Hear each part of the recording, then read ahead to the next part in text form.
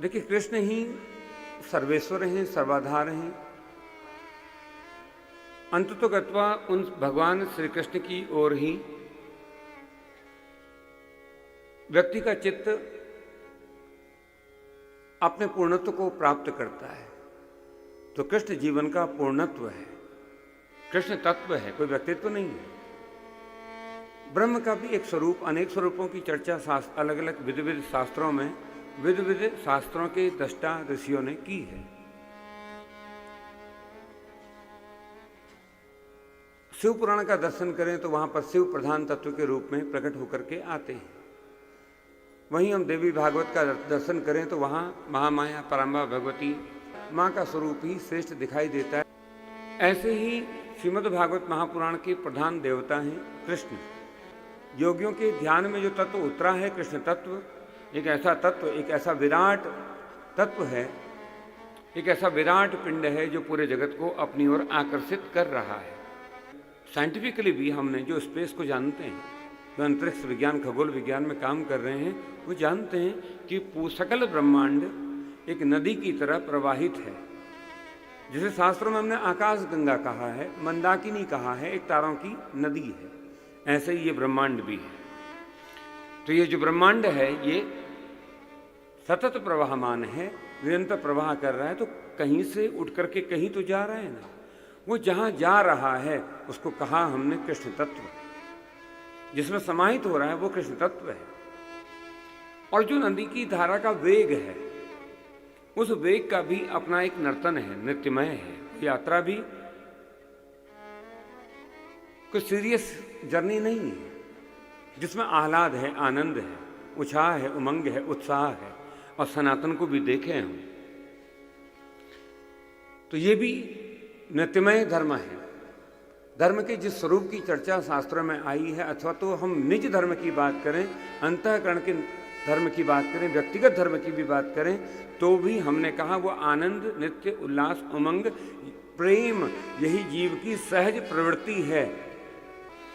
और जैसे जैसे ये जगत हमारे जीवन में आता जाता है, वैसे वैसे हम देखेंगे कि हमारे जो सहज प्रवृत्ति थी, जिससे हमारा जन्म हुआ, वो प्रेम से जन्म हुआ, आनंद से जन्म हुआ, वो कहीं हमसे रस चूक जाता है।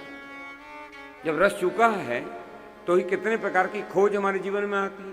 किसी ने हिमालय खोजा, गिरी, उपत्यकाएं, एकांत, निर्जन, वन, गहवर, किसी ने ये खोजा, किसी ने समाज खोजा, किसी ने परिवार खोजा।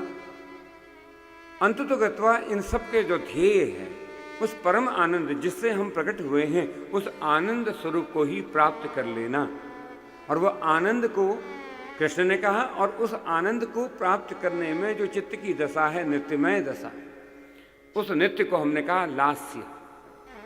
कभी नटराज के स्वरूप को देखें, अब तो बड़े बड़े वैज्ञानिक मानते हैं कि जो ब्रह्मांड का स्वरूप है नृत्यमय स्वरूप है, डांसिंग स्वरूप है, नृत्यमय है। वो जो वेग है उस नदी का, आकाश गंगा का, मंदाकिनी का, गैलेक्सी का, अथवा तो ब्रह्मांड जिसे हम कह रहे हैं, ब्रह्मांड में हमारा जो ब्रह्मांड है, हमारा जो भुवन है, वो एक नृत्यमय है। उसकी जो वेग है वो नृत्यमय है। ऐसे ही जैसे गंगा केदार से उतरती है मंदाकिनी के रूप में, अथवा तो बद्री से उतरती है अलकनंदा के रूप में, तो वो जो धाराएं हैं वो जब एकाकार हो जाती हैं तो गंगा का चलना भी एक नृत्य ही है। ऐसे ही भगवान जब नृत्य करते हैं ब्रज में, तो उनका भी चलना नृत्य तो ऐसा ही है ना।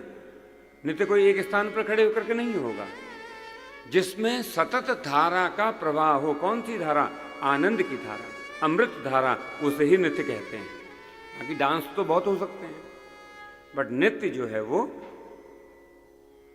सतत है, कंटिन्यूअस, जिसका लगातार प्रवाह है, जो कहीं से रुक नहीं रहा, अनवरत चल ही रहा है। हाँ, बीच में एक थ्योरी आती है, सापेक्षता सिद्धांत। यहां तक कि श्रीमद् भागवत महापुराण में भी, अथवा नागार्जुन के शून्य मत की चर्चा जहां पर आती है, वहां पर भी सापेक्षता सिद्धांत श्रीमद् भागवत आदि पुराणों में पहले से पूर्व में आया है, सन्निहित है। तो सापेक्षता, थ्योरी ऑफ रिलेटिविटी, जिसे हमने फिजिक्स में, भौतिकी में पढ़ा है, equal to mc square, energy always constant. यही तो हमने पढ़ा है, ऑलवेज कांस्टेंट। किंतु अब वर्तमान में 2006 के बाद विज्ञान भी कह रहा है कि ऊर्जा निश्चित नहीं है, ये विस्तारित हो रही है और इसका निरंतर एक प्रवाह है। और सनातन का अर्थ भी होता है प्रवाही परंपरा, कोई जड़ परंपरा नहीं है, कोई बुकिस, कोई किताबी परंपरा नहीं है, कोई एज इट इज परंपरा नहीं है।